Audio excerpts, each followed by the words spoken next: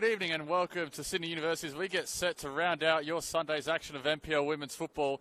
The Rams have travelled in hopes of reversing their tough run of form against the team they've enjoyed success against in the last couple of years. Meanwhile, Uni will be full of confidence after a win last week and a win in the Cup, which will extend their undefeated run to all competitions to 6 games now. It's all to play for right here, and we can't wait to bring it to you on the Football New South Wales YouTube channel. Will Constantinidis here taking you through this one, and whilst the Rams will come in maybe as slight favourites due to their higher position on the ladder, Uni might have the right mix of form and quality at home to get the job done. It is quite hard to pick which way it's going to go. Do you back Uni's form and the fact they're playing at home, or do you take the quality of the reigning champions, the Macarthur Rams? Without any further delay, we'll get straight into the team news for you, starting off with the hosts.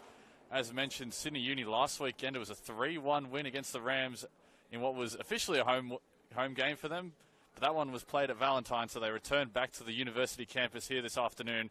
And they also defeated Manly in the Sapphire Cup 4 days ago. That one was an away win, a big away win at that. So they're full of confidence coming into this one, and it's 2 changes from the team that beat the Ravens in their last NPL women's game, with Ash Irwin and Sarah Farrow both coming into the starting lineup. They also started midweek in the Cup game. Charlotte Hampshire drops to the bench, as does Annabelle Martin, who's out of the matchday squad entirely. As for the rest of the squad for Sydney Uni, it goes like this. In goal is number 1, Talia Franco. The back, number 5, Emma Ilioski. Manning the middle is Bianca Galich, number 6. Up front, look out for number 9, Ava Pritchard. Also, Talia Capitanellis, number 11. Number 16 is Meg Roden. Number 24, Amelia Feeney. Number 29, Amy Longhurst. Number 30, Madison Van Dyke. And the 2 new inclusions, number 15, Sarah Farrow. And also at the back, number 3, Ashley Irwin. As for the Rams, well, they slid down the table in the last few weeks. A rare 3-game losing streak for a side that only lost 3 games in the league all of 2023. And that's seen them drop down to 6th. And they'll take confidence knowing that they've beaten Uni in each of their last 4 games against them. They also know that a win will take them back into the top 4, providing other results go their way. 2 changes from the team that lost to Illawarra last week, and they're certainly welcome ones for Stephen Peters and Macarthur Rams fans, with Beth Gordon returning from suspension and Mel Caceres also back into the side. Indy Bryard and Erin Gordon both drop out of the squad entirely to make way for them. As for the rest of the 11, it goes like number 2, Tegan Bertolicio. Number 3, also at the back, is Madison McComiskey. Number 11, enjoying a breakout season, is Bronte True. Number 14, out at left wing, is Miku Sanaga. Number 24, Lola Sosai. Number 25 at the base of midfield is Darcy Malone. Number 35 at the back is Tennille Hay. And up front, the player to look out for, certainly in form already, is number 44, Kelly Brown. The new inclusions, both in midfield, are number 10, Mel Caceres, and number 32, Beth Gordon. And those extra inclusions for the Rams, Beth Gordon and Mel Caceres, not only integral to Stephen Peters' core side that won the double last season, won the championship last season, but also just have so much quality out there. Also fresh off A-League women's seasons with the Western Sydney Wanderers. We've seen when players come back, they're just a little more fresh, having trained all throughout the summer, as here is Caceres, searching for a bit of support and finds it in the form of another one of Stephen Peters' A-League women's contingent in Tegan Bertolicio, as Sunaga tried to turn the corner. Nothing coming down that wing, and now Uni can get going. Here's Longhurst, dispossessed by Bertolicio. Sunaga tried to work it down the line, and that'll just roll away. Cleared into the sky.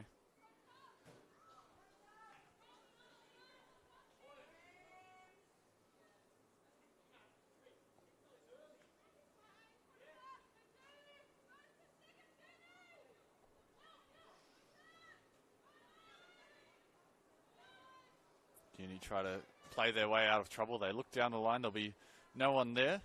Ava Pritchard was the intended target, the Kiwi Age Group International, playing her 2nd season with Sydney Uni. Joined midway through last year after being released from the Wellington Phoenix. Looking to get her way back into the top flight as Roden turns her way out of trouble. Here is Ash Irwin. Capitanellis takes it under her control, was looking for Pritchard, who was making that run across the back line, was well spotted there by Madison McComiskey. Very solid back line for the Rams this afternoon with Sosai out at right back, and then you have Tennille Hay, McComiskey and Bertolicio. All more than capable at this level, as a chance might be brewing here for the Rams. It's Bronte True who's trying to use her speed up top to create a bit of pressure. Good play out the back there from Talia Franco. Was looking for Amy Longhurst on this right wing. It was a nice week last weekend for Amy Longhurst. Scored her first goals in the first grade competition. She's enjoyed a lot of success in reserve grade this season. 13 goals in reserve grade, which is a very handy return considering we're just over halfway through the season. Was rewarded last weekend for some hard work. It's always good to see, and it's a real feature of Sydney Uni. They bring players through the ranks so well. Here is Sosai overlapping on the wing, looking centrally for True, who's gotten around, and the flag has stayed down for Bronte True. And the first shot of the game goes the way of the Rams, but it was relatively easy for Talia Franco to deal with. And Ilioski is being pressured here by Gordon. Ash Irwin goes for distance on the clearance. And so the Rams register the first shot on the board. It's been a handful of minutes already, as Sunaga was the intended target from that pass from Gordon. It's a very wide pitch out here at Sydney Uni. There's plenty of space on the wings for the likes of Sunaga and True, and knowing True's speed, this will certainly play into her game if she can find space in behind, as Brown couldn't bring that under her control. As again Franco will clear once more. This time it might bounce a bit more kindly, but Tennille Hay has read the game well. It's ping-ponging back between the two sides as Galich goes in with Sunaga. Galich won the initial challenge, but the numbers of the Rams win out. There is Mel Caceres, who will have the fresh legs after not featuring in the squad in their loss against the Stingrays. A rare home loss and a rare occasion that the Rams have been kept scoreless on their own home patch. The Stingrays certainly have plenty of quality about them. They're amongst those sides that are challenging for the top four this season, as are each of the three of the Rams' last defeats. They've been handed a pretty tough fixture in the last 3 weeks, have the Macarthur Rams. Well, if you extend it, you look at each of their last 5 games, they've had Manly, who they beat, then a draw against the Bulls, a loss against Apia, a loss against Olympic, and a loss against Illawarra. Each of those 5 teams are all teams that can potentially lay a claim towards making the top 4 this season.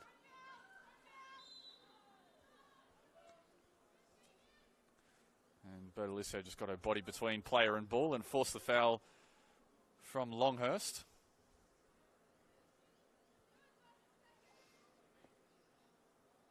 Comiskey will have to dig it out from the corner, and Feeney was stepping in strongly, and it's fallen kindly here for Pritchard. Tried to immediately turn defence into attack. There were too many Rams players in the way, as Longhurst wins it in an advantageous position, and there's Bertolicio again. Nice battle starting to build here on this right-hand side of the pitch between Longhurst and Bertolicio. Bertolicio fresh off a A-League women's campaign with Canberra United. Ball's fed in by Uni. Sarah Farrow at right back this afternoon. Again, rewarded with another start. Started midweek as part of the side that won to Manly. We spoke about the fixture that the Rams have been handed. Well, Uni have had tough fixtures, but more in the way of fixture congestion. They've played 4 games. This will be their 4th game in 11 days. They've played midweek in the last 2 weeks, either catch-up games or in the Sapphire Cup. Certainly testing the depth of Osrali's first grade side, as Ilioski looks to dart forward. Touch was a little heavy though, and that allows the Rams to turn. This is where Kelly Brown can be so good, finding players and linking up play, as she does here with Bronte True, who has space to operate on the wing. Looking to cut it back and return the favour for Brown. And that flashes wide of Talia Franco's goal, but a nice chance there for the Macarthur Rams. It all started with some nice link-up play by Kelly Brown, who fed True into a nice bit of space down the wing. True had the vision to cut it back to a striker, and Kelly Brown, who has already registered 5 goals in 5 appearances for the Rams this season, almost had her 6th. And if chances keep coming like that, will certainly make Uni pay. And it has really been an attack that the Rams have found it more difficult. Their defence is certainly up there with the best in the league. Second fewest goals conceded. In terms of goals scored, they're down in 7th. And the reintroduction of Kelly Brown after spending some time in the A-League will certainly help with that, to go along with the attacking firepower they already have through the likes of True and Sunaga.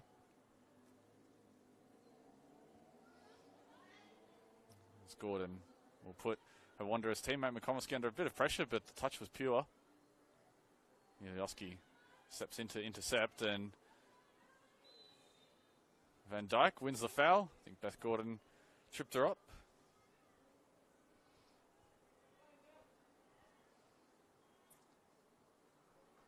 Certainly been a very interesting opening 10 minutes or so. It's the Rams who have enjoyed a couple of shots on goal. Uni been unable to answer as of yet, as Roden goes up in the centre of the park. Galich threads the needle between Malone and Gordon. Nice little turn as well, and looks to play Ava Pritchard, but Capitanellis wins it back as well, and it might just creep in here for Uni, but coming across with Sosai to shepherd it out of play. And whilst the Rams have had a couple of attacking opportunities, you can certainly see there are avenues to goal here for Uni. Capitanellis, Pritchard and Longhurst all posing a lot of threat up front. They can all score as well, both Longhurst and Capitanellis, despite being wingers. Chance here for the Rams to march up the pitch with Bertolicio. Looking down the line, Brown has to hold it up against a bit of pressure. Feeney was stepping forward, and that might leave the back line a little bit exposed here, but it's promptly won back by Van Dijk. Brown in traffic, looking to feed it into Caceres, who eventually might just receive it. It's really hard in midfield at the moment for both sides just to get their foot on the ball and maintain possession. Ilioski had to be careful and was calm under pressure. Roden didn't hear the call of man on, and Sunaga picked her pocket. Sunaga and Brown. Brown looking for True again, tried the shot. It was picked up by Capitanellis, who dropped all the way into midfield to do her defensive duties. And you can just see in the middle of the pitch, it's a very rough patch of grass there along the halfway line. This was a pitch that was basically entirely underwater last weekend. That's why they played at Valentine against the Ravens. They still played a rugby game here, though. This game shared between Sydney University Rugby Union and Sydney University Football. And when it gets that much action from Rugby Union players under very, very wet conditions, certainly going to be looking a little patchy in parts, as it is in the centre of the park. The wings look good, though, and expect to see both teams look to exploit the space out wide.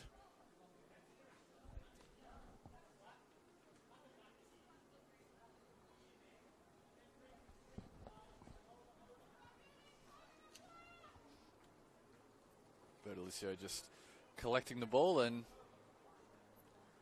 search for a bit of support into the corner and finds a familiar option in Kelly Brown with back to goal.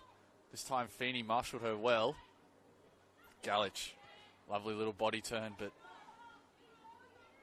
again that link up play to Pritchard just slightly missing right now for Sydney Uni. That final pass forward, as here is True. Sosai's decided to overlap. Instead she goes towards Sunaga. Nice control onto the chest and volley, but again, safe hands there by Talia Franco. And the Rams continue to turn the screw just a little bit, building more and more pressure on this goal. Talia Franco won't be easy to beat, the young Matilda's goalkeeper. Caceres. asking for a bit of help and has to go all the way back to Bertolicio. That just invites Longhurst to press, and Irwin stepping forward to win the ball. Here is Pritchard. Tried to use the outside of the boot, but again, these passes just not falling Uni's way right now. Farrow through the legs, and maybe not fully intended, as Hay sends that back to from where it came.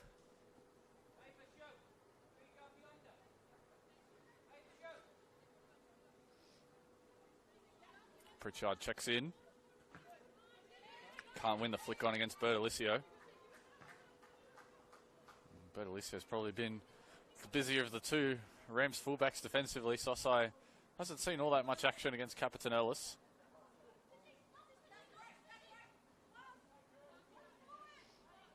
Farrow. Again, she looks long for Gout, or rather Van Dyke. Roden battling at the base of midfield. Up goes Feeney, uses her height against Brown. Gordon. Pass was just looping up, and that invited Madison Van Dyke. And again, Sydney Uni, whilst they're able to win it in midfield, they are really struggling to find the front three right now, as Hay finds Gordon on the turn, and immediately Gordon looks to release True over the top. Irwin has to go back to her keeper. And shank clearance there by Talia Franco will mean the Rams get possession again. And so far, it's the team that sits on 6th position on the table that are living up to their advantage on the ladder. Certainly playing with confidence in this game as Gordon, combining with Caceres, trying to play the 1-2 with Brown, and it breaks down. Pritchard is relatively isolated up top, and the numbers of the Rams just prevailing at the moment as Pritchard gives away the foul. A nice easy call there for our centre referee, Jerry Bittas. Assistant on the near side as well is Hannah Sheridan. On the far side we have Marco Salmons.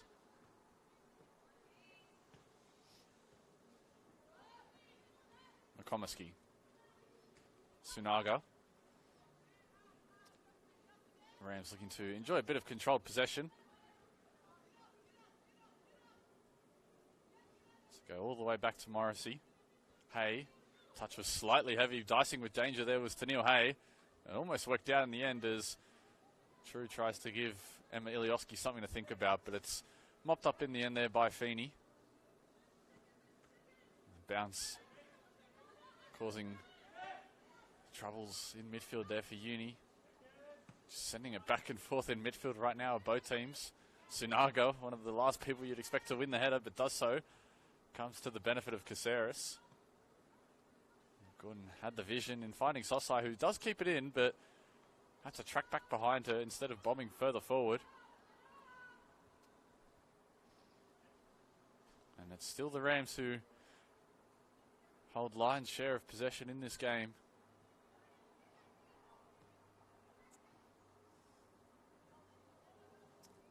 Their away record's been very, very good this season. The Macarthur Rams, 6 away games, 3 away wins, as True has swapped over to this wing now. Tries to get in behind Feeney, but it's good tracking that back there by the Uni centre back, and it goes out for a corner, the first of the game. And in line with the pattern of play so far and how this contest is shaped in the opening 15 minutes, it goes the way of the Rams.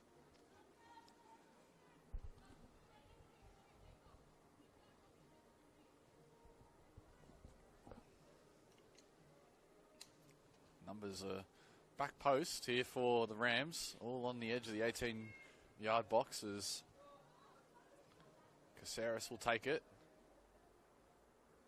Now the Rams make their move. It's an in-swinging delivery onto the keeper and headed clear there by Feeney. It'll go out for another corner.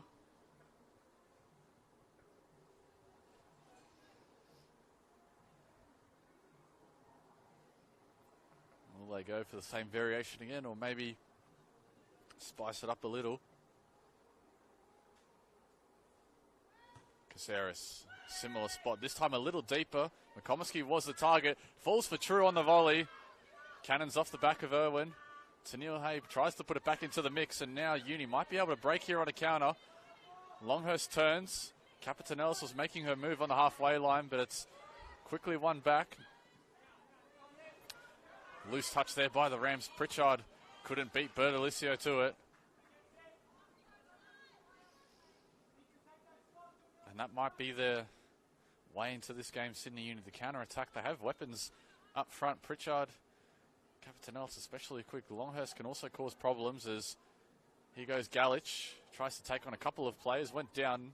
Weren't any shouts of a foul. The challenge was clean. Shank touch there by Sosai, but there's Tennille Hay again and just belts that one up the other end of the park.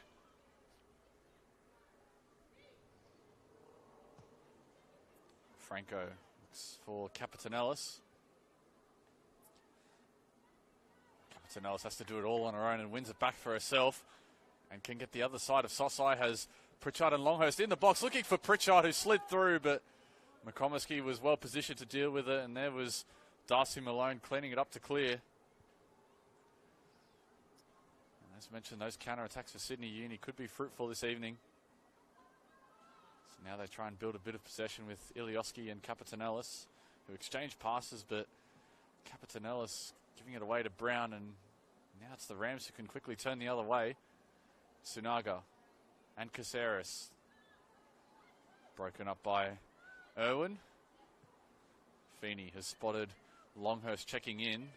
Turn was read by Bertolicio, who has not lost the tackle so far this afternoon, I don't think. Tegan Bertolicio. We get a fantastic game at left back already, as here is McComiskey.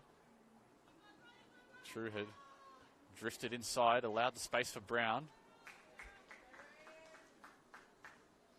So much movement up front for the Rams right now, and it's not making it easy for Uni.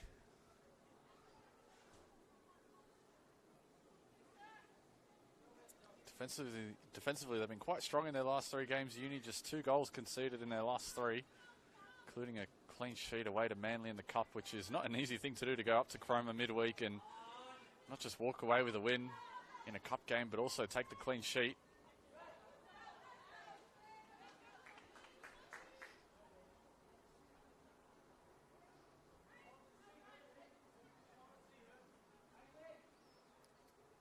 Farrow looking for Longhurst again. There's Tegan Bertolicio.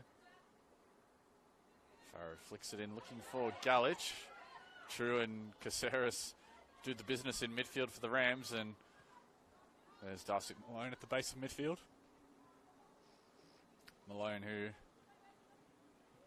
recently was released by Sydney FC, so she's out here, as are many players in this competition, playing for another A-League women's contract. Very talented defensive midfielder, Darcy Malone. No doubt with another strong showing this season, she'll be picked up again. And just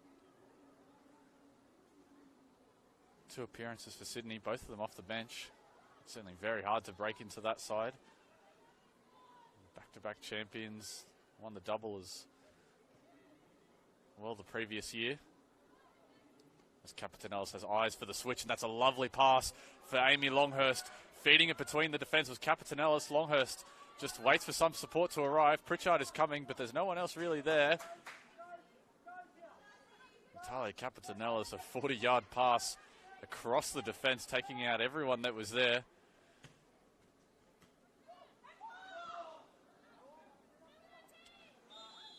Rare mistake there by Bertolicio, being pinged for the handball. It was just, again, the bounce along that ditch that caught her out.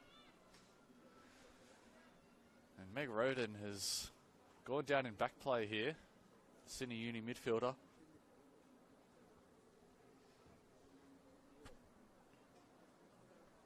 Just her 4th appearance of the season, Roden.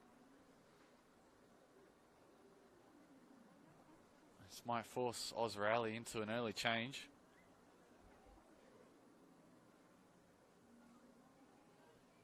Roden, who's joined Uni, played at the Stingrays last season before heading off to the United States to play some NCAA football for High Point University. Pretty successful year with them as well. Was part of the 2023 Big South Conference all-freshman team. So enjoyed a good year in the States. Came back to the NPL. Hopefully she's all right to continue. It doesn't look like they're going to make a sub. Might have just taken a knock, I think, on the quad. She's just chatting it over with Osrali as well. See if she's all right to continue. Meanwhile, Uni have a good opportunity here from a set piece. Farrow will whip this one in with the right foot. Morrissey's going to have to be alert on the cross. Instead, she doesn't whip it in. She looks for Longhurst, but the two just weren't on the same wavelength there, and that'll roll away for a Rams goal kick.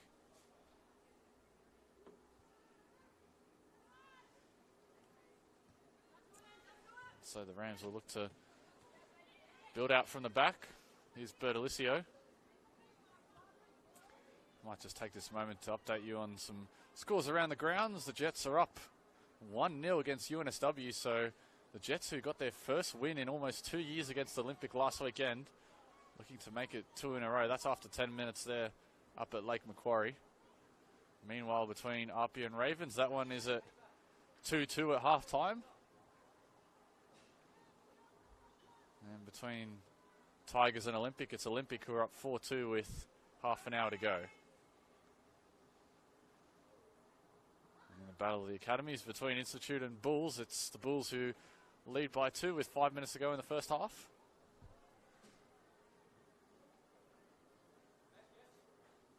And this one's been a relatively cagey affair.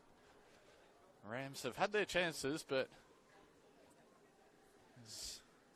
hasn't been one that you would say they should have scored from, or that was a big opportunity gone by.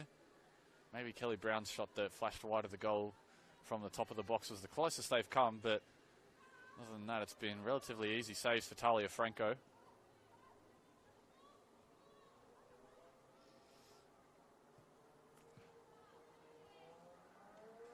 Hay went in strong and might just be caught out of position here.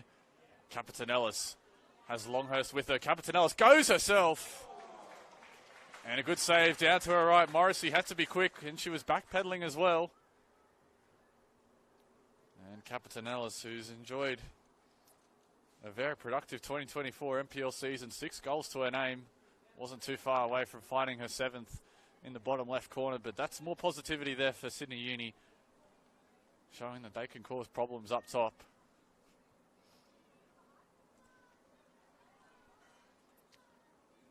Now they'll have their first corner of the game. The Rams have had a couple already.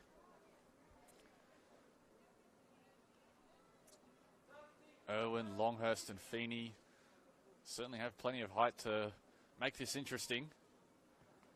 Whipped in towards the near post. Sunaga's the first defender there.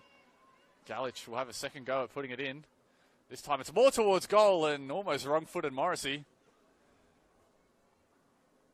And Morrissey, who I think was expecting the cross, just came up a little bit off her line. Galich had her head up and almost crept it into the goal. Galich, who scored midweek in the Sapphire Cup, looking to get her first goal in the league of 2024. This time it's a bit deeper and it's going to cause pressure. Cries of handball, nothing really doing for Sydney Uni. They'll be waved away, and now they have to be wary of the counter. Brown has the crossfield switch out towards True, and this is where Bronte True can be dangerous. True has Franco ahead of her. Doesn't take on the Uni keeper, just holds it up instead and gives it back to Gordon. Patience there from the Rams, and that patience ultimately led to Uni getting numbers back. And they break down that counter attack, but that was extremely dangerous there for Uni at the back, with Brown able to find True. And I think Emma Ilioski at the back did just enough to slow things down and get in front of True. Caceres. It's a straight three here for the Rams. Sunaga again holds up play. Looks to take on her defender in Farrow. Across the box they go with Brown. Just too much power on that pass, and that one evades Caceres. But again, it's End-to-end stuff here at Sydney Uni. Counter-attacks flowing both ways.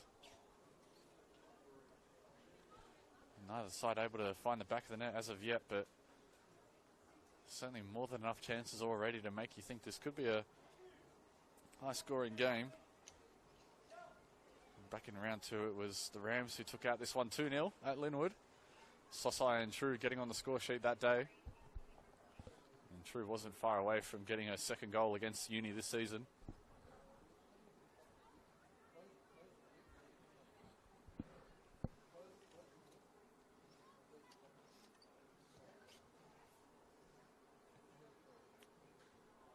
Given away by Sosai. Galich turns the corner and moves down the wing, looking centrally. It deflects, and it'll deflect out for a Sydney Uni corner. Corner count racking up now. That's 3 for the hosts.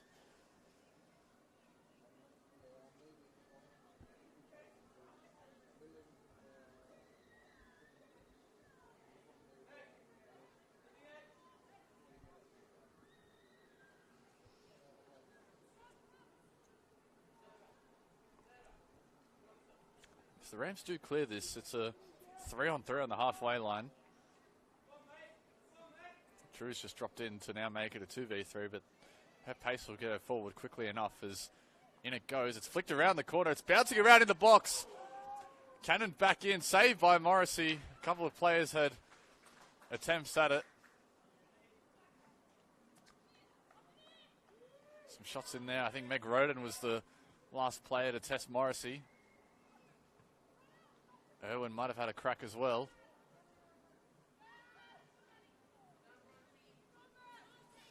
Bertolicio. Brown has come out wide. Again, she looks to move to the center of the park. Gordon brings it back towards the left. Lovely pass for Brown if it stays in, but it'll be far too close to Talia Franco. Franco, who makes her 3rd appearance for Uni this season. Former Institute keeper. Conceded just 1 goal in her first 2 games with her new club. Has been well travelled as of late. Spent time in Uzbekistan recently with the young Matildas, the under-20s, at the under-20 Asian Cup, where they came away with a bronze medal. Capitanellis pass was asking a lot of her as Irwin steps in to intervene. There is Sosai. Now she combines with True on an overlap. Couldn't find Caceres. Franco was searching for Capitanellis, trying to really stretch the width of this pitch, but again just ran out of room. As mentioned, the Rams, they've had a good away record. 3 wins, 2 draws, and only 1 loss away from home this season. Lovely turn by Capitanellis, just sent the defender the other way. Was looking for the pass to match it, but couldn't find it towards Pritchard. So they've had a good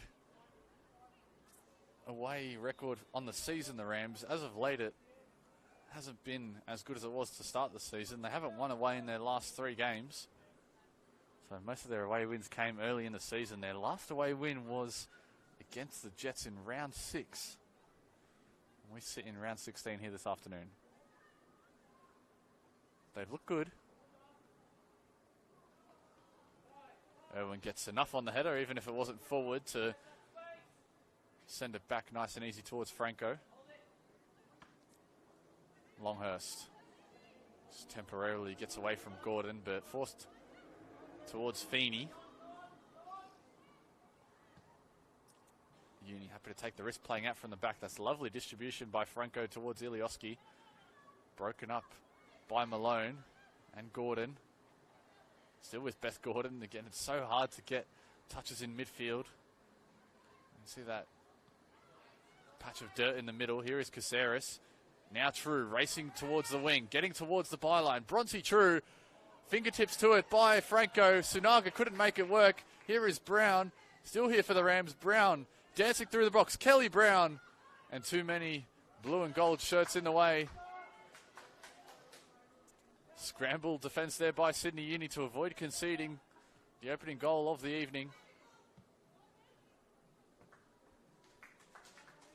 Again, it's the pace of Bronte True into space that unlocks this defense, and when she got to the byline, she was looking to float it towards the far post, and Australia Franco didn't catch it. She got enough of her fingertips to it to disrupt the play. And from there, the Sydney Uni back four were throwing all hands to the pump to clear the ball away.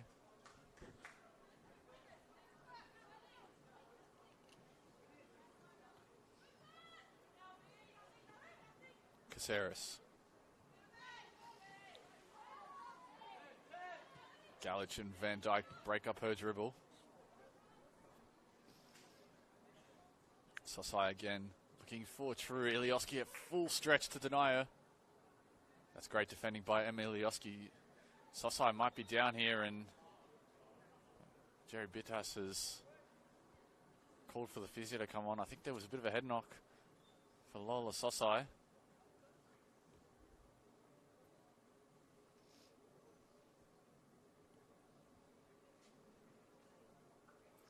So with just over 10 minutes to play, we'll have another stoppage.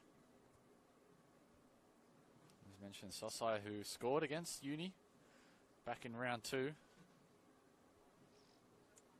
Enjoyed a great season with the Rams.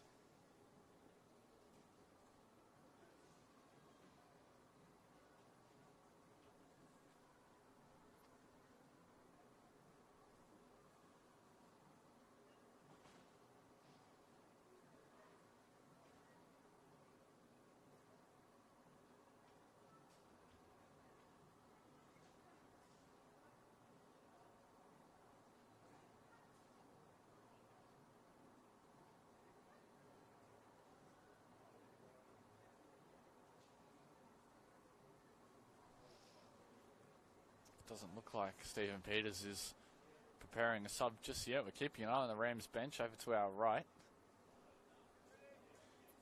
Sosai looks like should be all right to continue.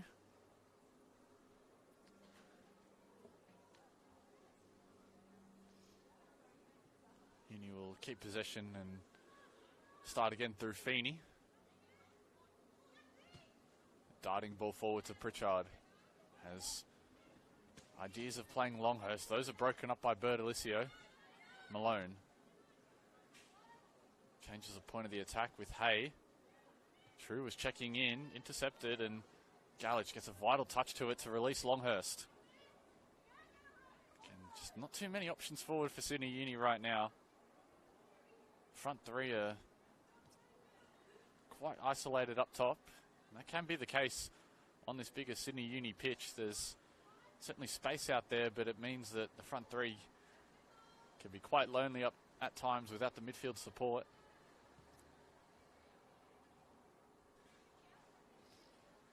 Chance for a bit of calm around the back with Hay and McComiskey.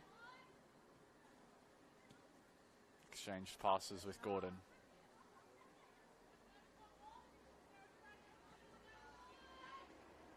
Gordon.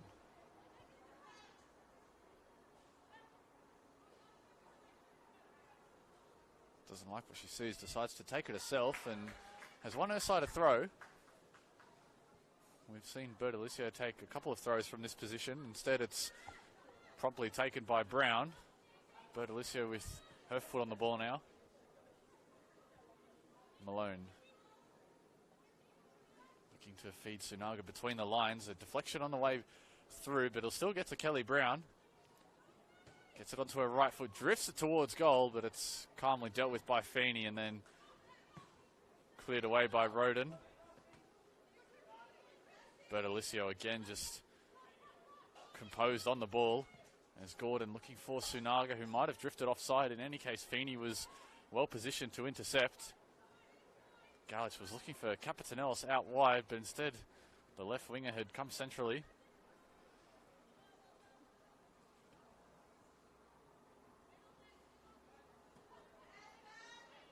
Gordon, nice little nutmeg through Roden. Brown loses out to Galich in midfield, or rather Van Dyke.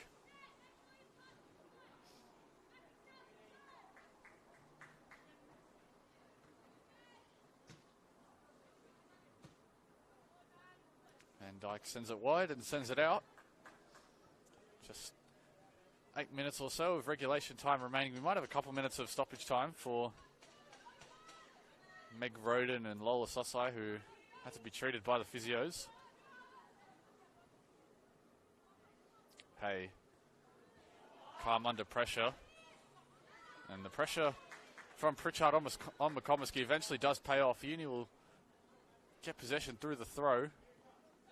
Farrow looks down the line, broken up by McComiskey, and Rams can go quickly if they want, but this Uni midfield hasn't made it easy for them.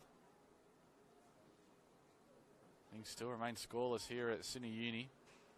True looks to get over and in behind Emma Ilioski, who has a bit of pace on her herself, does Ilioski.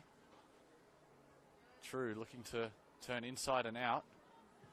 First time clearance from Sosai. Brown was lurking back post, dealt with by Farrow. Lovely ball around the corner towards Bertolicio by McComiskey. Brown continues to start out wide, and then her first touch takes her inwards. And now Ilioski, a rare chance for her to get forward. We haven't seen her overlap on too many occasions this evening. Capitanella's first time ball, back post. Longhurst is the target, and it does get to Longhurst, but she couldn't wrap her foot around it. Mel Caceres has picked up a knock. I think she's down on her haunches, or was down on her haunches momentarily. Again, it's that counter down the left wing. Ilioski, who I think that might just be her first time making an overlapping run this afternoon, or at least one that was rewarded with a pass to her. And when she did that, she was able to use Capitanella's, use those extra numbers they had down the wing. Almost came to their fruition with a goal for Amy Longhurst. Looking for a third goal in 2 games after that double last week that we spoke about earlier in the broadcast. Instead, Uni will have to defend as Brown tries to track this one down, but it'll just roll away in front of the Sydney Uni bench.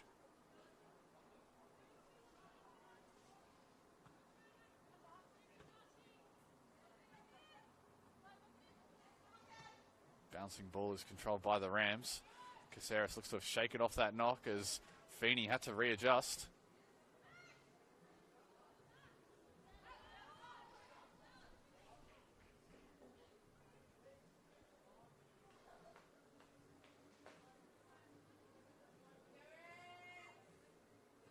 Brown is in acres of space. Uni haven't picked her up. Gordon saw Capitanella's coming. Ilioski tried to reach, but might have left herself exposed as True puts it towards Brown. What a save by Franco, but it's tapped in by Sunaga. And the Rams, for all their pressure, it's paid off. They had to do it at the second attempt. Franco got down well to deny Kelly Brown at point-blank range, but there was Miku Sunaga sliding in, and she wasn't going to miss from there for her 8th goal of the season. She breaks her scoring drought. Her last goal came against Uni in round 9, but it's what the Rams have deserved for their pressure on goal. It was Bronte True who was the beneficiary of a gamble from Emma Ilioski. And once True got the ball, she had options to pick out from her cross. She did find Kelly Brown, who you thought was going to score, had it not been for that save by Talia Franco, but just too many numbers in the box. And Miku Sunaga calmly taps it home to make it Rams 1-0.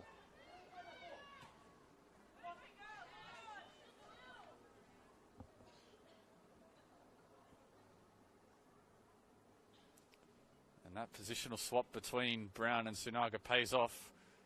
Brown, who we spoke about, who has drifted wide in the last 10-15 minutes or so, now playing more as a left winger than as a striker.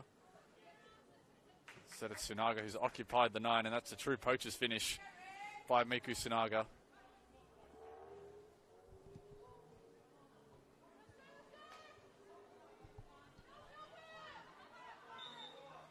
Bertolicio is just being told by Jerry Bittas to march her back a little bit. Now how will Uni respond? They've certainly had opportunities of their own. They were getting into the game more and more as it went on. A couple of corners. They had a chance through Longhurst after Capitanellis burst forward.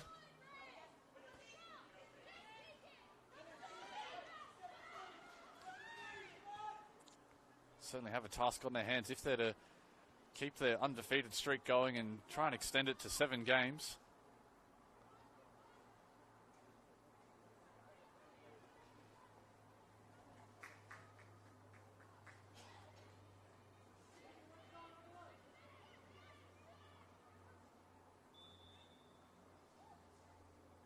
A rare foul in this game. It's been a while since we've heard the whistle of Bitas.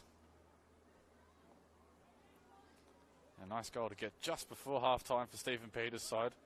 Make that team talk a little more positive with just a couple minutes remaining before we head into the sheds for the break. Capitanellis sends it forward. That's a delightful pass. It might still fall here for Van Dijk.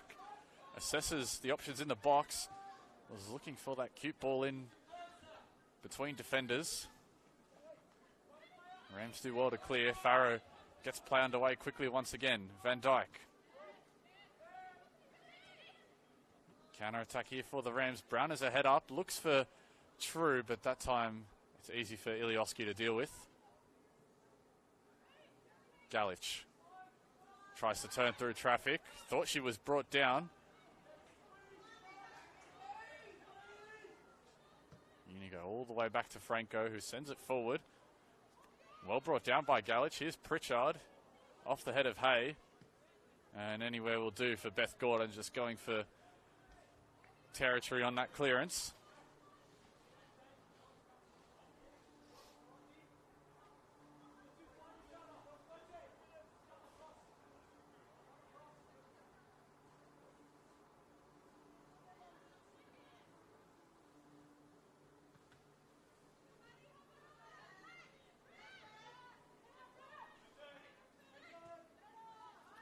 Capitanellis again finds Ilioski. This is how they got a good chance just a moment ago, but this time Capitanellis was a bit behind the pass that Ilioski hadn't mapped out. Now at the discretion of the referees, maybe a couple minutes or so remaining. Gordon went in strong and went in clean. Brown again in a familiar position. Pass was loose. Galich has her head up and takes it away from Malone. Shows her a clean set of heels. Pritchard. Again, just that front three of Uni so isolated. Pritchard forced backwards when maybe they had just a bit of attacking momentum.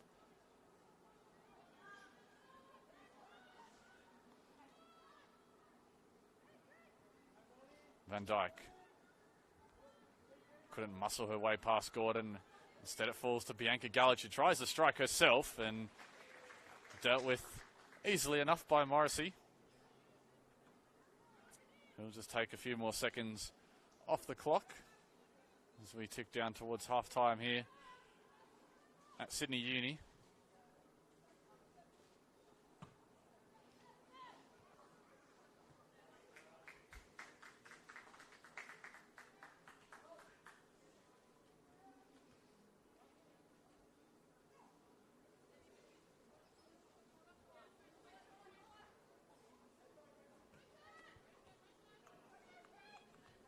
Sudaga couldn't get past Feeney.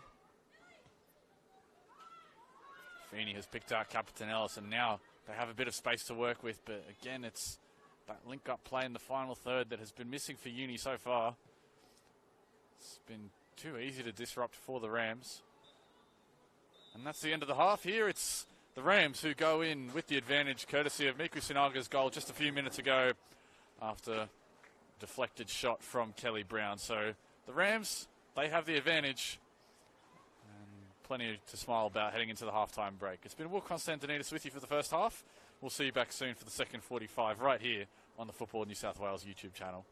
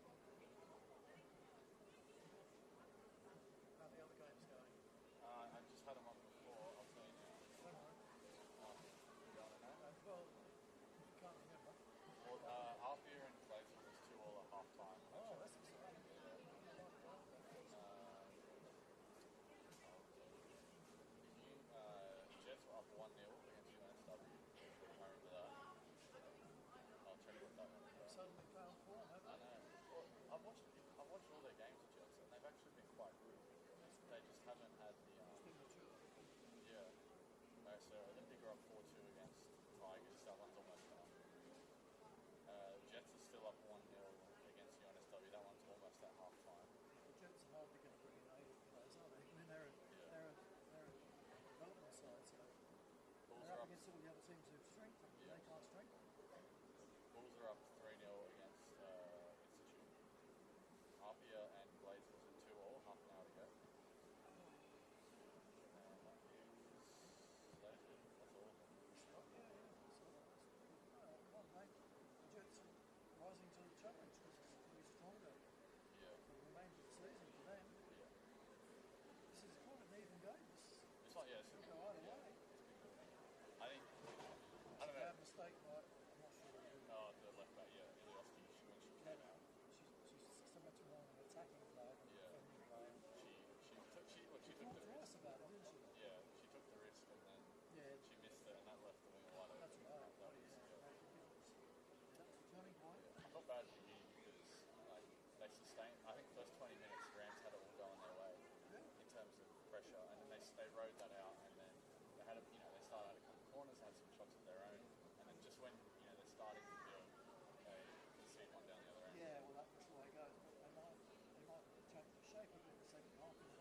Yeah, I think I said it on the call, but I think they're very isolated. Their front three is so isolated. Who's the captain for the university? Number 9, Ava Pritchard. Is she the captain? Yeah. Chris Bocals was the captain before, but she's not on the team now. Yeah, she's on the bench now. Yeah, she was the captain last time I met her. I'm surprised Pritchard was the captain. She's been with the club.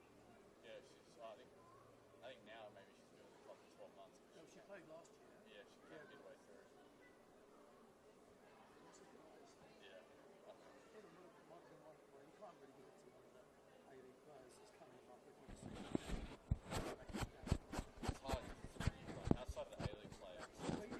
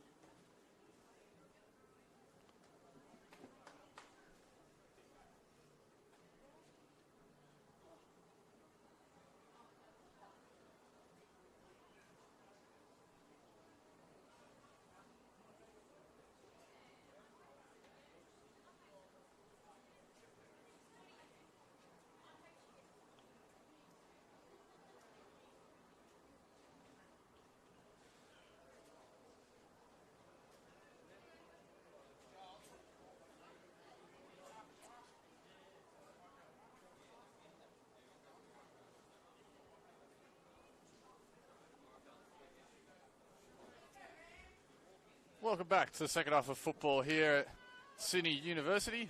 It's the Rams who have that 1-0 lead through Miku Sinaga's goal just before the break. We'll keep an eye on any changes between the two sides at half-time. We saw Jamie Bowfields warming up for Uni during the break. I'll just double check to see whether she's actually gone on. That might be her out in midfield. Yeah, so Jamie Bowfields has gone on to midfield in place of Meg Roden. So Roden, who picked up a knock early in the first half, won't see out the rest of the game. Other than that, both teams are as they started.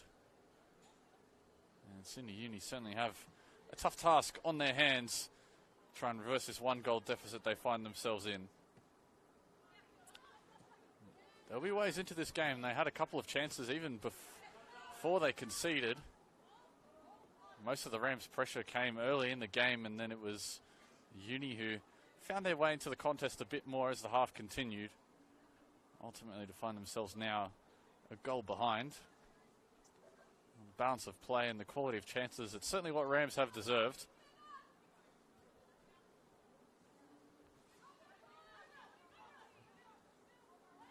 True, able to dance along the sideline and keep it in. Looking for Sinaga again. Brown was trying to lay it off for Gordon. Those two weren't on the same page just then. Brown has it taken away from her.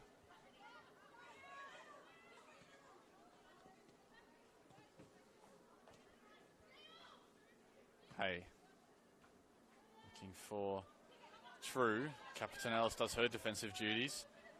Key for Uni will be trying to connect the midfield and the front three, as they can't do so on that occasion.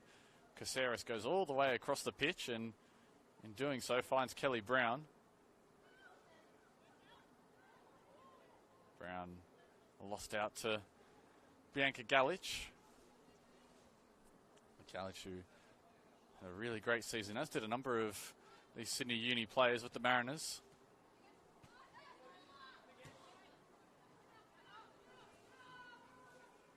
Strong connection between Uni and the Mariners, with Emily Husband, now the coach, was coach of Uni as recently as last season.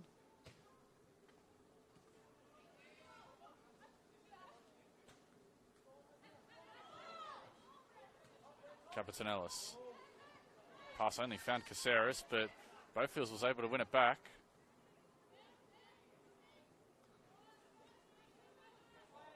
He's Owen, one of the other of the Mariners / Uni contingent, and she's done well to find Emma Ilioski. Ilioski trying to slide it along the line for Captain Ellis, but again, those are the signs of positivity that Uni had down this left wing. When Emma Ilioski can get forward on the overlap, it's only been on rare occasions that she's been able to do so, but when she has, her and Captain Ellis have looked quite dangerous down the wing.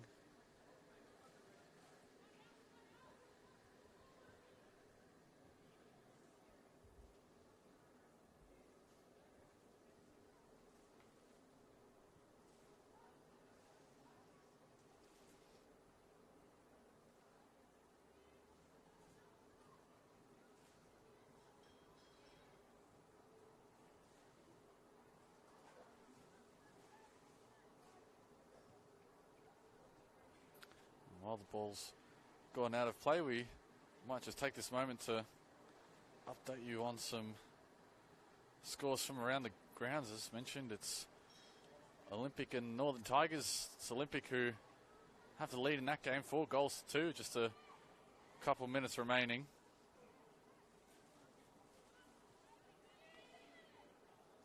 Meanwhile, it's the Jets who have that 1-0 lead still against NSW at the halftime break. As for Institute and Bulls, Bulls look like they're in a relatively comfortable position. Just 25 minutes remaining. They hold a 3-0 lead. And between Apia and Glazer, with still 2 all with 15 minutes to go. So Apia's Lambert Park homecoming might be spoiled ever so slightly by the Ravens. As Tennille Hay looks for Sinaga, a delightful pass in behind, and Sinaga just didn't have the pace to latch onto that beautiful pass by Tennille Hay. It was inches above the head of Amelia Feeney, perfectly weighted, but Franco was quick off her line to deal with it. that had been maybe someone like Bronte True on the other end of that pass, Rams might have been looking at a second goal. Sinaga not known for her pace. Bit more of a playmaker with the ball at her feet.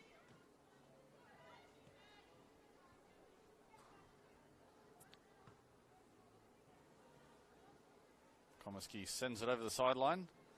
Took a deflection off Capitanellis on its way out.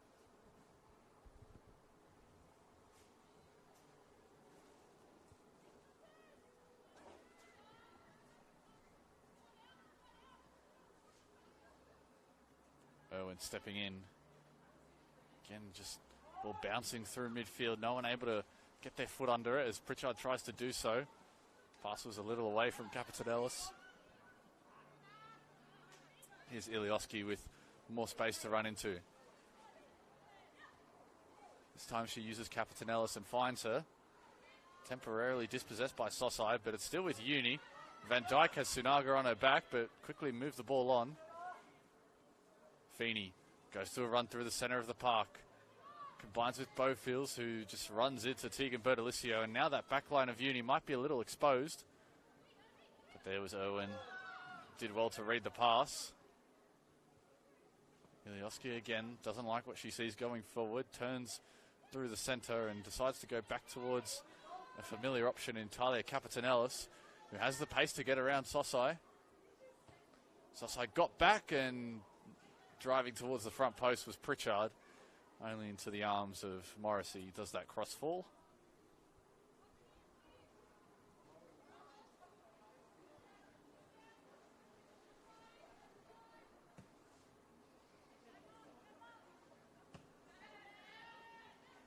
Strong challenge by Ilioski, who's had a pretty decent game aside from a really costly error which led to the goal.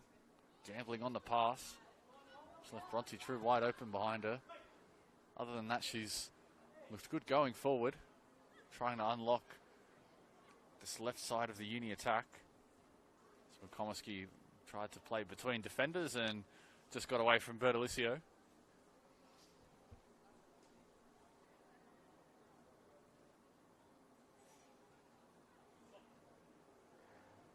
Looks like Stephen Peters might have motioned towards the bench. The Rams might be thinking about a substitution soon.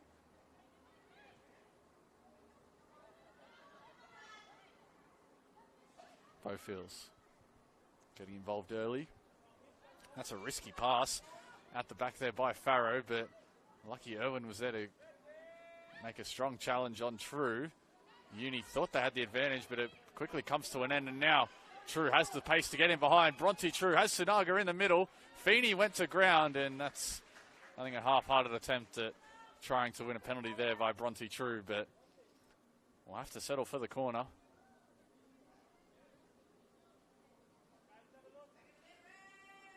Bronte True, whose brother Jake got a nice goal for the Wolves yesterday in their win against Blacktown City.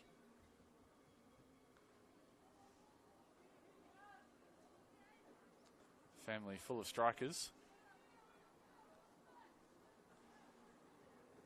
Bronte's been scoring more than enough goals on her own in this competition, looking to break a bit of a scoring drought is Bronte True. As in goes the cross, it's only onto the head of Amelia Feeney. Capitanellis steps back in, and that's not for the first time we've seen Talia Capitanellis track back and do some defensive dirty work, as here she is on the ball. Tries to go between two defenders, but Darcy Malone gets on the end of her touch. A chance for Tennille Hay to get forward. She's moved out to left back with Bertolicio dropping in to the centre. McComiskey has her head up, looking for the switch. Only onto the head of Ilioski. Caceres brings it down for True, who tried the back heel, and he'll stay with the Rams.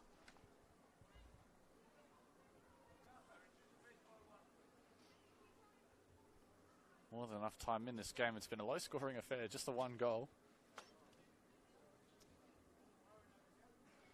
If Uni can maybe jag one on the counter, really swing the momentum, certainly in their favour, being at home and coming from behind.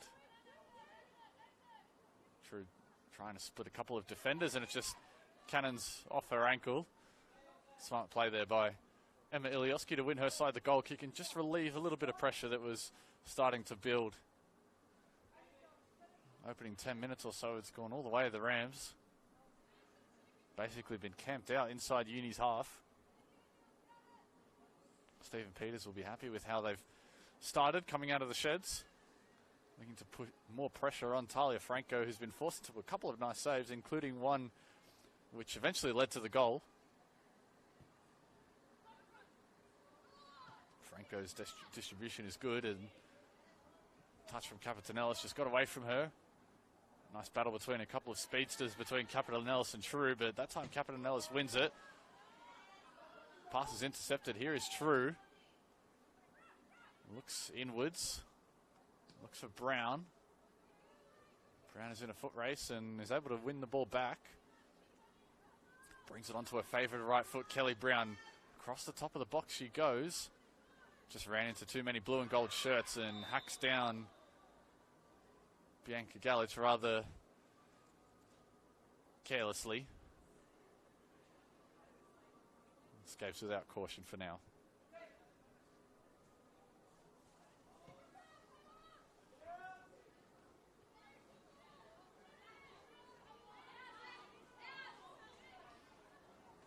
Rams ball.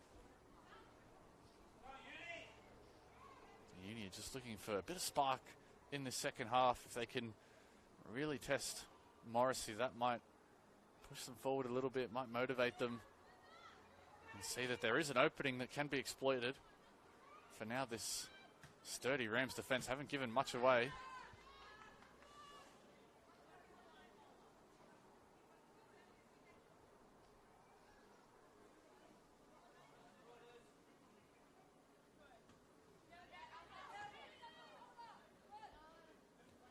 Last touch off Bronte True. Ilioski. And now Uni can try and make things work through the middle. Van Dyke was looking in behind for Pritchard. It came off the back of Bethany Gordon. Said, I'm not sure she knew too much about it. Last touch off Caceres.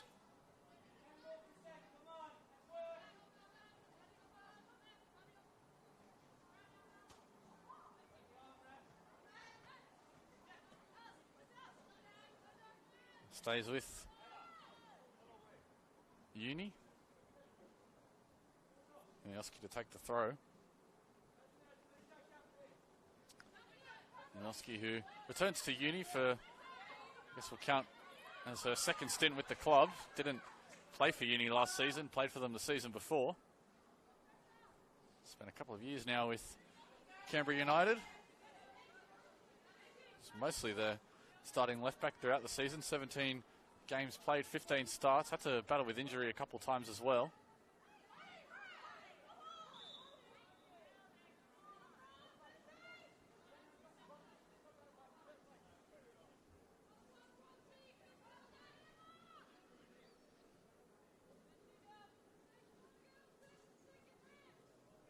Speaking of second stints with Uni, here's Irwin.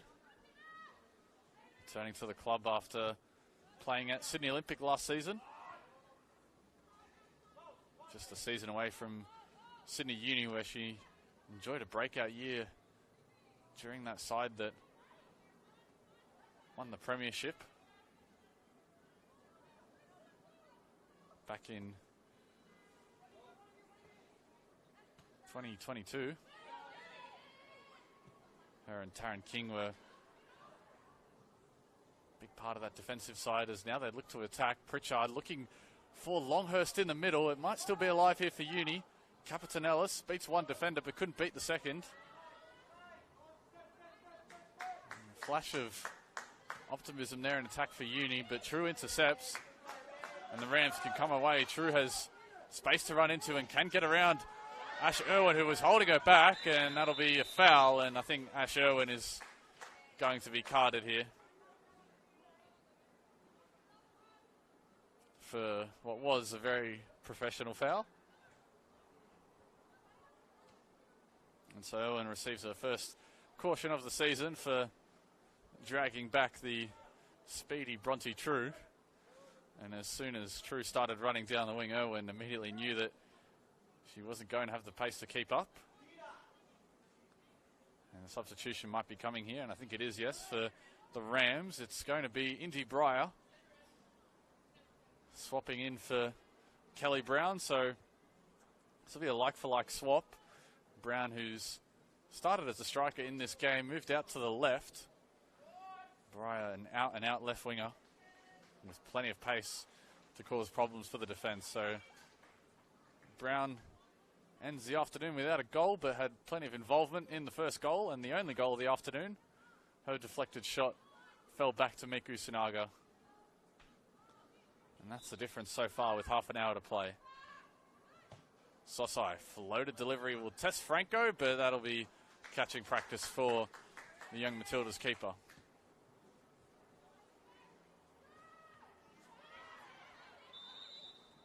Longhurst is fouled, and that's a tough one to take for the Rams. They had numbers at the back to deal with the attack, and now Uni will have an opportunity to just march numbers into the half and try and build something of their own.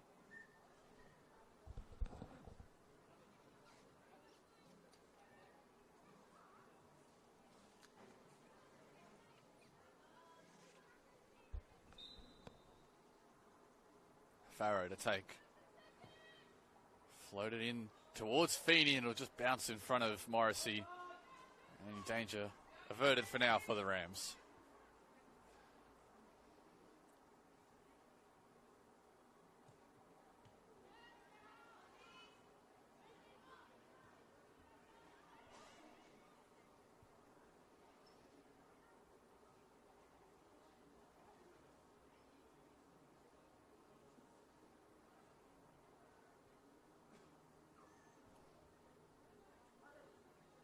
I might just take this moment to run you through who else is on the bench for both teams. We've seen Stephen Peters and Oz Rowley both go to the bench once. Indy Breyer just brought on as Jamie Bowfields came on at the half for Uni.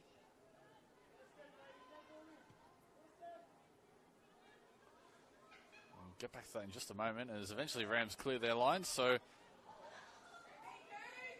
Sinhaga trying to get on the end of that.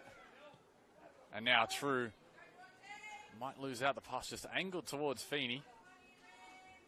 True continues to prove difficult to deal with. Her pace will cause problems, especially with Ash Irwin now in a yellow.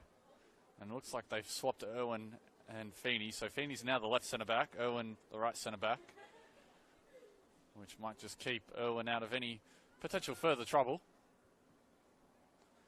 True.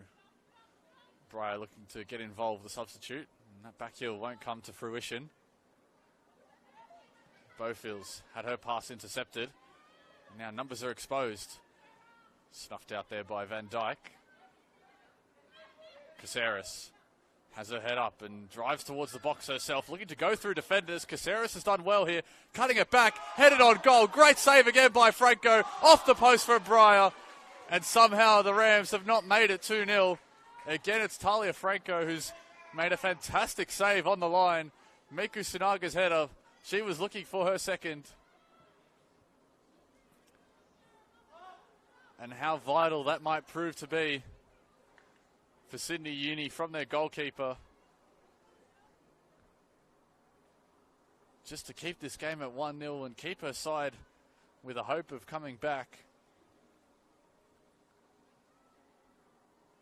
It was a well-worked move by the Rams. It was all started by Mel Caceres, who darted between a couple of Sydney Uni defenders where I thought there wasn't any space to work with, but that is the quality of the Rams' number 10. She can dribble her way through any situation. And then when she got to the byline, she was able to find the head of Miku Sinaga, whose header was certainly good. It was away and powerful enough that you thought it was going to find the back of the net, but Talia Franco with a fantastic save. Not just for how powerful the header was, but at such short range to deny Miku Sinaga.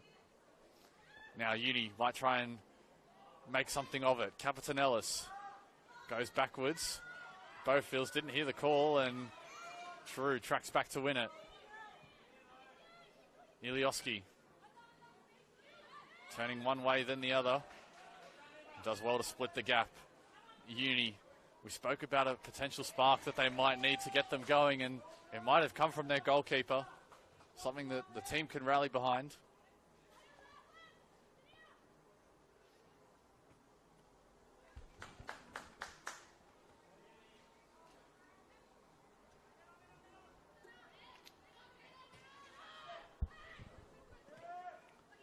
Irwin's touch takes her out of play, and that's a frustrating one for Uni.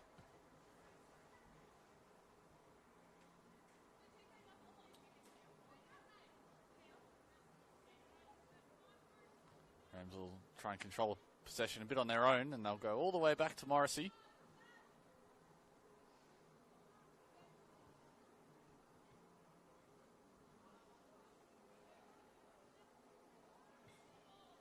Sinaga has come short in hopes of receiving the ball. It falls back to Beth Gordon. True turns around and might have copped a knock in the process. It's Uni's turn to go all the way back to their keeper, Talia Franco. And after a bit of chaos up front, we might just run you through who else is on the bench. For Uni, they have Charlotte Hampshire, Charlotte Hogan, Poppy Tay, Juliana Nichols, and Hannah Callahan. As for the Rams, still remaining on the bench is the backup goalkeeper Kiara Roche, Libby Morris, Erin Gordon, Tia Machinsky, and Maya Lobo. So Lobo of the Mariners as well. We'll be familiar with a couple of these Uni players, as True can go one-on-one with Ilioski. This time turns inside. True puts it towards goal, cleared by Feeney. It was a half shot, half cross there from the Rams winger. Looking to float it either into the far post or into a runner at the far post.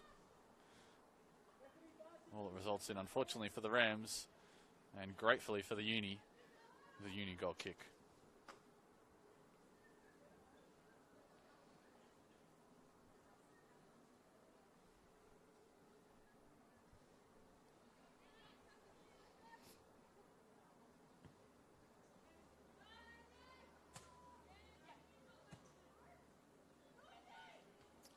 Aerial ping pong in midfield as Gordon nods it down for Breyer.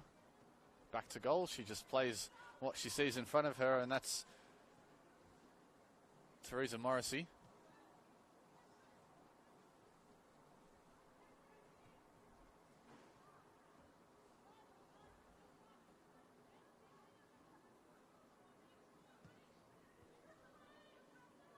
Exchange clearance by Talia Franco. Her distribution's been otherwise pretty spot on in this game.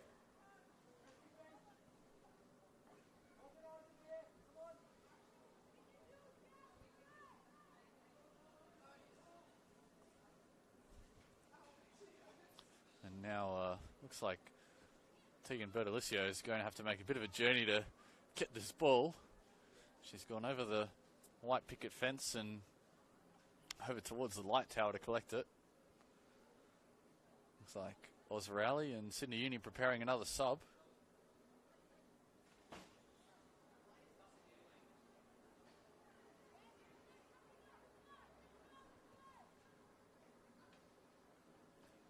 Charlotte Hampshire looks to be receiving final instructions. So keep an eye on when that one happens. Meanwhile, Breyer with a turn of speed, and this is where Indy Breyer can be good.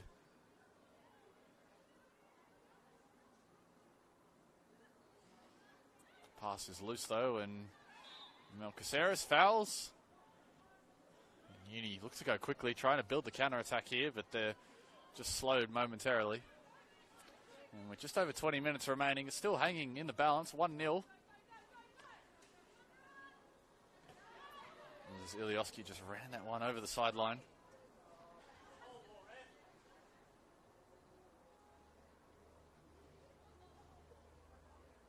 Ilioski just saying to the assistant on the near side, Hannah Sheridan, that was not the whole ball. Things just getting a little bit frustrating now for Uni as they try and chase down this lead. And Osrowley goes to his bench in search of a bit of inspiration. Ava Pritchard, the captain, gives it over to Jamie Bofields. And the Kiwi age group's youth international. Her night comes to an early end, and that'll prompt a bit of a reshuffle. There'll be an attacker off for a defender. So Hampshire goes over to right back, and they might be going to a back five here, Uni. We'll keep an eye on that in just a moment. I'll tell you how they shape up. Meanwhile, here is Bronte True. Caceres floats the ball in towards Franco, and that's easily claimed by the Uni custodian.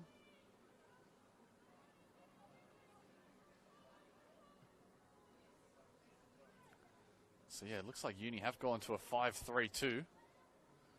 Pritchard coming off, that's pushed Hampshire into the centre-back trio. And Sarah Farrow and Emma Ilioski have now become wing-backs.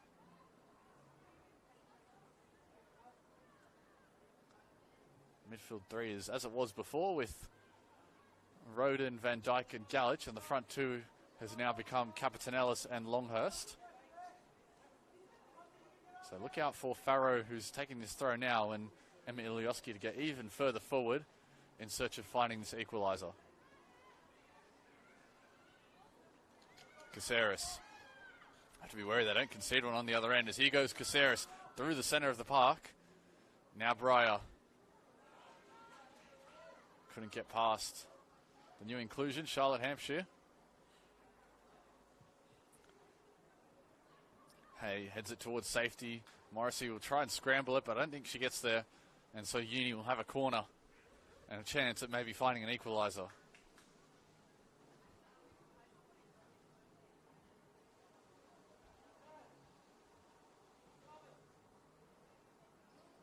And so an update from Lambert Park. It's finished 2-2 between Gladesville and Apia. Ilioski whips it in, or not Ilioski rather. Ilioski's back on halfway defending as Breyer just sends it forward. Was hoping that Bronte True was about 10-15 metres further advanced than she was. Instead, Uni will start back with Talia Franco. And so now, the last 15 minutes potentially of this game become very interesting to see which way it'll shift. Will the Rams maybe sit back a bit and defend their 1-0 lead, or try and continue piling on pressure? Tendency is certainly to conserve what they do have, as Uni now maybe have gone a bit more attacking with their two wing backs. Certainly much closer to a back three than it is a back five. Van Dijk brings it down for Hampshire. Lovely release pass by Gordon, and here is Breyer. Has True moving towards the back post. Goes herself inside. Breyer puts it on goal, but again, too easy there for Talia Franco. But that's some nice involvement there by the substitute.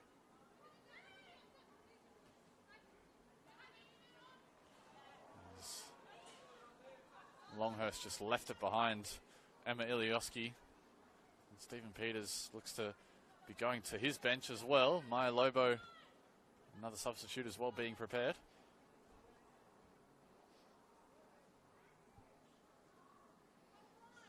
Looking to try and counteract a bit of this Sydney Uni momentum that might be building here. As Irwin sees it over the sideline. Uni will get going again through a goal kick.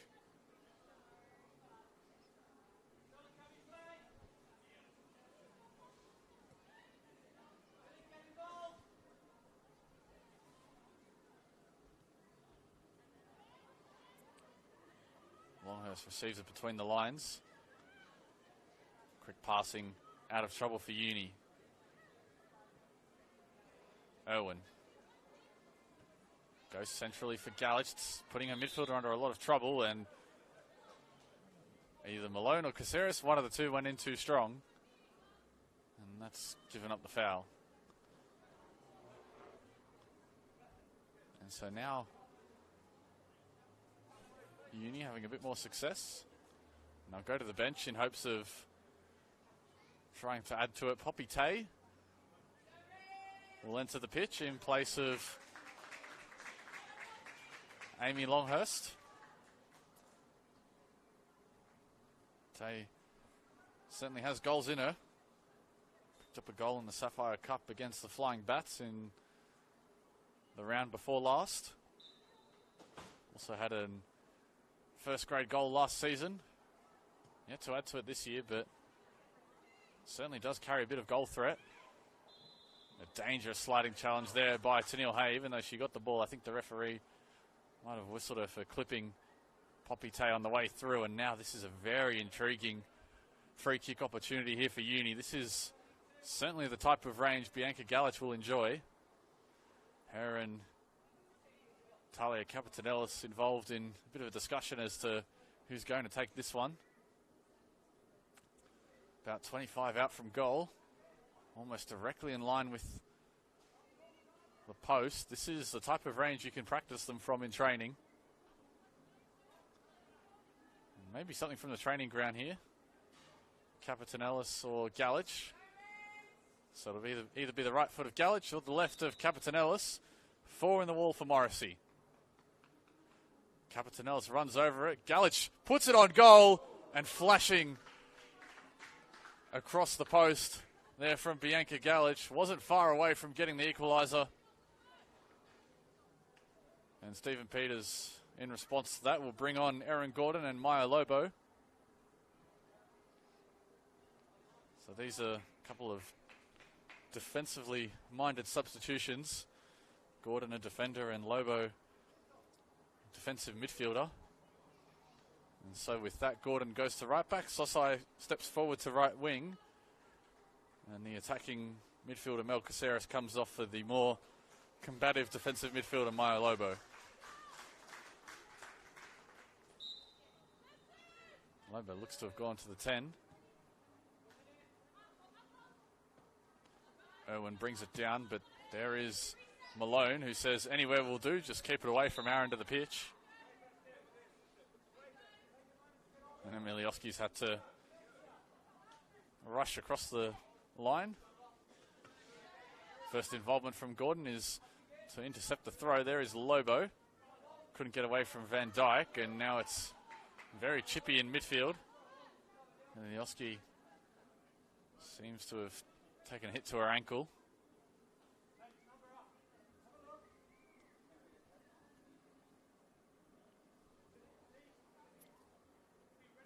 Jerry Bittas is calling the physio on. He was looking towards the bench. The physio was just behind him. Just over 10 remaining here at Sydney University. It's still Miku Sinaga's goal just before half-time. That's the difference. And they would have had more Sydney Uni through either Indy Breyer or Miku Sinaga had it not been for some quality goalkeeping by Talia Franco. For now, though, the Uni are still in this game, and building a bit of pressure, and they're hoping those subs can pay off and the switch to a back three. And they've certainly gone very attacking, throwing everything at hopes of getting an important point. Uni are 10 points off the top 4, so if they're to really make it into the finals this season, they have to start a run soon. It's quite the deficit they'll need to make up.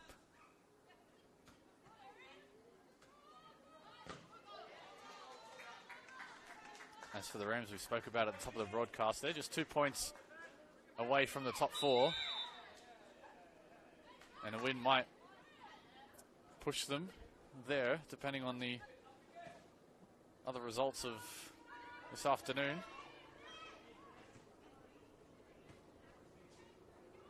As well as tomorrow, Manly and the Stingrays are in action. Manly currently occupy that 4th spot. Here is Ilioski. Getting well forward is the attacking wing-back now, and is rewarded with the corner. Uni will send the tall timber forward in hopes of trying to get one back from this set piece as we tick in now to the 80th minute.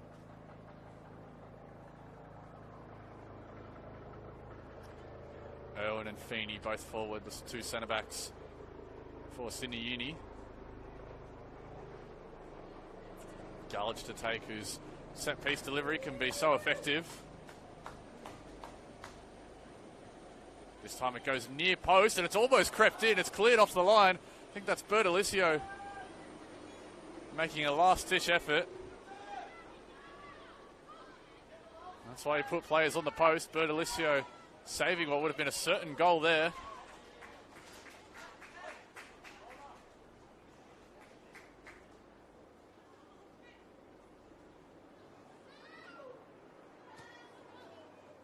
Sunaga's left all alone and she chests it down for Lobo. Sunaga might just get on the end of this here still.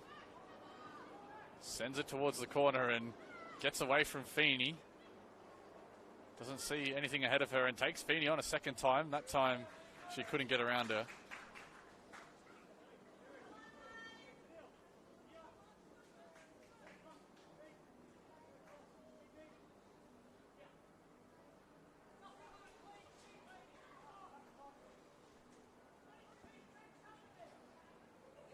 Rams are in no hurry to get play underway, trying to take a few more valuable seconds off the clock. As Breyer drops it in, well not Breyer, rather Gordon drops it in for Sosai. And that's a rather frustrating end to the attack there for the Rams. Sosai couldn't get back on side after receiving it in an offside position from the throw, which is perfectly legal.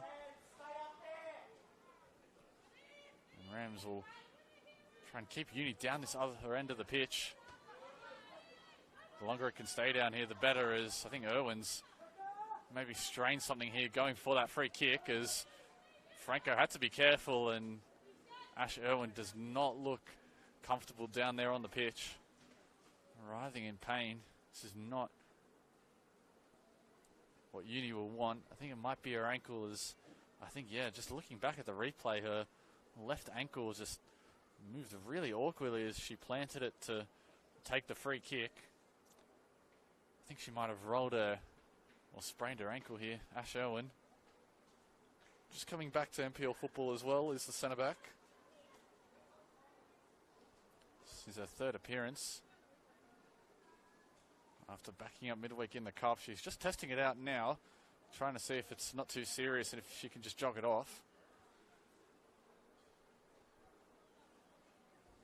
Doesn't look like a sub is coming immediately for Osrally and Sydney Uni.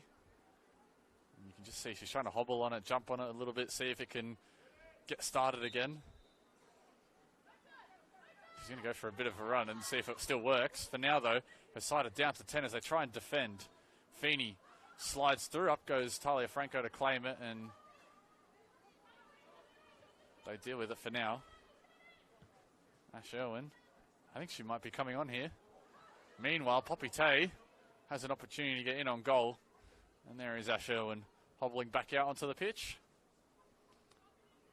Soldiering on for her side as they try and squeeze back a point from this game. One in the air by Farrow. Van Dijk. Ball just got away from her, and Galich has to be careful with her back to goal.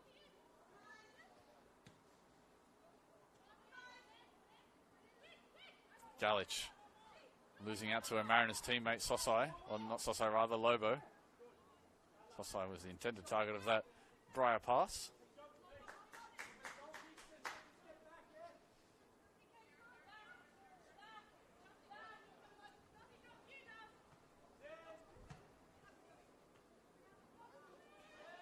Back it goes once more to Franco. You think we'll have maybe another one or two chances at trying to get this equaliser. They had a big one from a corner that was cleared off the line by Bertolicio. They'll have to be careful they don't concede a dagger. Gordon out towards Sosai. Not what she intended. Ilioski feeds it through midfield out to Bowfields.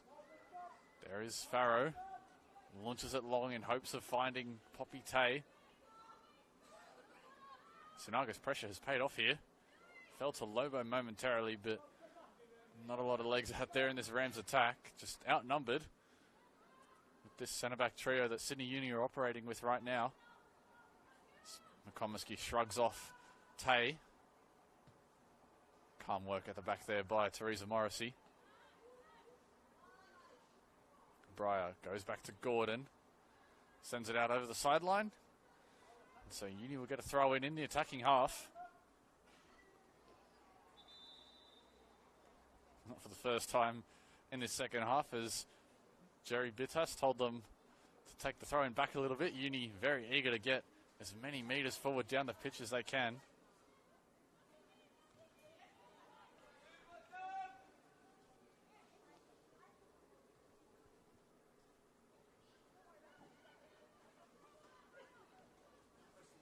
Tay, or rather Capitanellis, couldn't turn.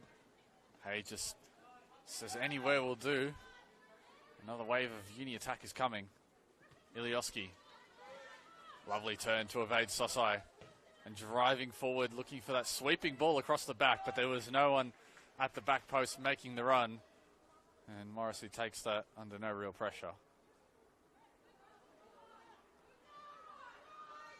Oh, a slip at the back, almost proving costly.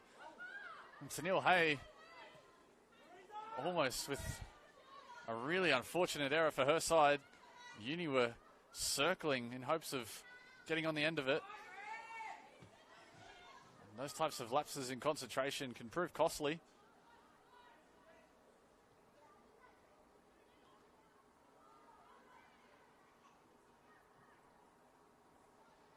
Bertolicio.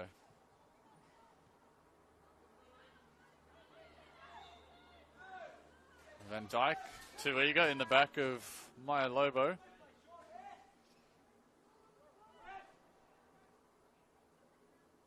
Stephen Peters has told his backline to not play short in those situations, doesn't want to take the risks that Uni almost benefited from. Tennille Hay slipped on the ball, lucky it didn't fall right in the path of Talia Capitanellis, who would have had a one-on-one opportunity with Teresa Morrissey on her hands. Looks like Stephen Peters might be going to his bench again. For now, though, the Rams have to defend. Tay has gotten in behind in a foot race with Hay. And Hay beats Tay. It'll be a Uni throw.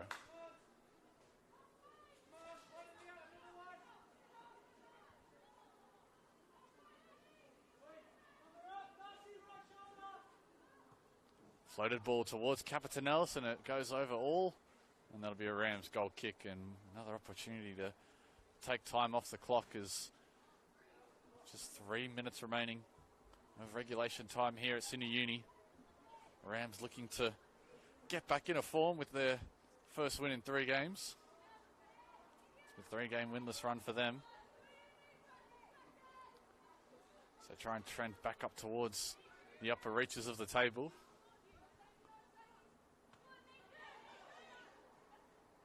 Ilioski curving it ball forward, but couldn't. Galich dispossessed by Gordon. And now Rams do have numbers forward here as Gordon is bursting forward, but now Uni switch the point of attack, intercepted by Bertolicio. Lobo couldn't link up with Breyer. There's Bertolicio again. That touch was a little heavy.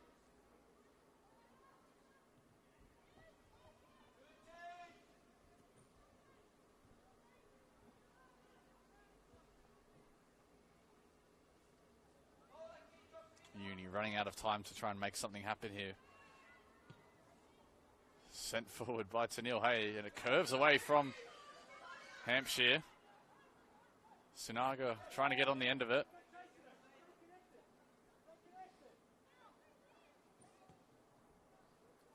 Pressures Talia Franco. And Bertolicio sends that over the sideline. Taking no chances now with the Rams. This time is certainly their friend. Don't think we'll have all that much time added on. Didn't have too many stoppages in this second half. Ball is launched forward towards Capitanellis. Cleared away by Sosai. Almost playing with a back 5 of their own now are the Rams, Sosai. And they might still get forward here. A chance for the second maybe here for the Rams. Breyer has Sunaga centrally. Cuts inside Indy Breyer. Onto her right foot. And only into the arms of Talia Franco. And that certainly would have been the dagger there for the Rams. Now It's a really back and forth end to this game as we into the 90th minute of regulation time here. Galich lines up the strike from distance, but that'll just sail away for a Rams goal kick. And I think referee Jerry Bittas has signalled that there are 4 minutes of time added on. And so Tia Machinsky will be coming on. Miku Sinaga, the goal scorer, will be rewarded for a goal and what is so far the difference with a couple minute early mark. It's been hard going out there for Sinaga, who's drifted into play as a number 9, and it's that change from Stephen Peters that paid a perfect dividend for the Rams with a true poacher's finish from Miku Sinaga for their first and only goal of the evening.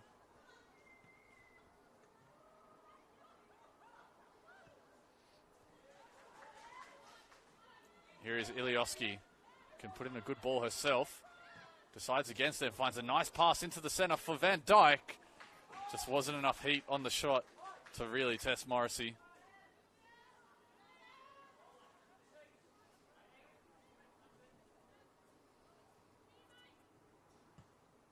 There's good patience there from Ilioski to find Van Dijk, who was really stretching to try and make the shot work.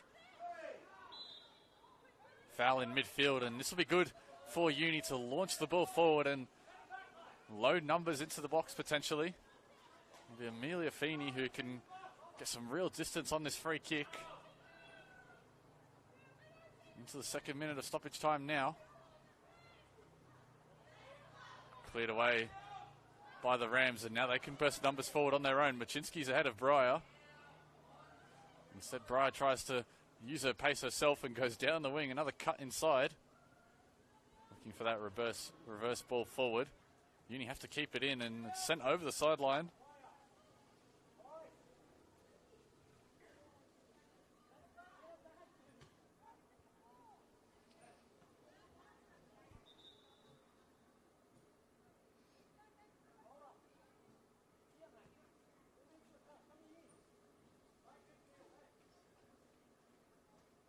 Rams doing everything they can to try and hold them to this lead. They've pushed Lola Sosai further back. She was initially playing as a winger, and now she started deep, and she might still get on this end of the ball here, Lola Sosai. She scored against Uni in round 2.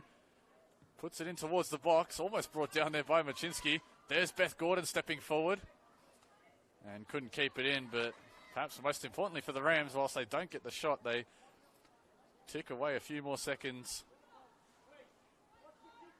and keeps the ball down the other end. Just a couple minutes remaining now for Uni to try and get something back and for the Rams to hold on. Be a very gritty win by the reigning champions if they get it. Hasn't been easy out there against an in-form and confident Uni side.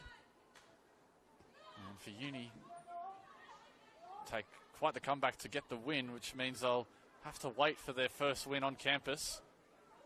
They picked up the one home win. That was against Gladesville last week, but that was at Valentine. So still yet to celebrate success here.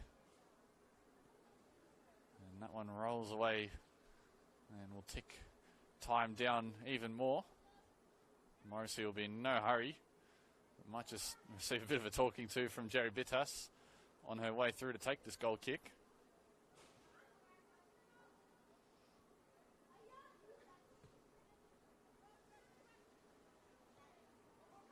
Nodded back, which will invite Breyer forward.